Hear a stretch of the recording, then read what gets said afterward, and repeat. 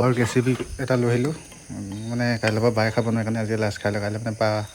operation এটা আছে সেইকাৰণে আজি লাষ্ট খাই লওঁ বুলি কৈছে কিন্তু বইল কৰি লোৱা হ'ল সৰু সৰুকৈ কটা আছে 0.5 কেজিমান আছে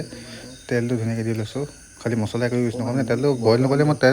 তেলটো বইল কৰিছোঁ কাৰণে তেল অকণমান দিছোঁ ড্ৰাই ফ্ৰাই কৰিব যিহেতু তাৰপিছত তাত দিয়াৰ পিছত লৰাটো ধুনীয়াকৈ লৰাই আছোঁ মানে কি হ'ল মছলা একদম ইউজ নকৰোঁ কাৰণ বাঘৰ অপাৰেশ্যন হ'ব যিহেতু তথাপিও গাহৰি খাওঁ বুলি কৈছে অপাৰেশ্যন কৰাৰ পিছত খাব নোৱাৰিব যে সেইটো কাৰণে মই একদম মছলা ৰেড চিলি একো ইউজ নকৰোঁ জলকীয়া দুটা আৰু ৰচুনৰ লগতে পিচি এনেকৈ দি দিছোঁ মানে বেলেগ মছলা ইউজ নকৰোঁ নিমখ হালধি থাকিব থাকোঁ জলকীয়া মই নিজে ঘৰত লোৱা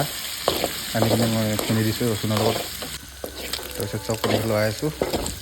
আৰু পিঁয়াজ কাটি থ'ম মানে গোল গোলকৈ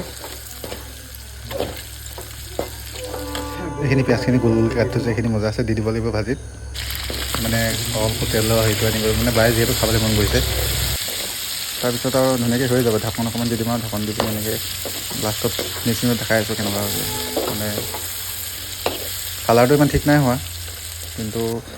স্বাস্থ্যৰ কাৰণেও ভাল এইটো মানে এনেকৈ খাব পাৰি আৰু তেলটো যে ওলাইছে মই তেল অকণমানহে দিছোঁ যিটো গাহৰিটোৰ কাৰণে ওলাইছে মানে তেলটো যোনটো ফাটিছে যে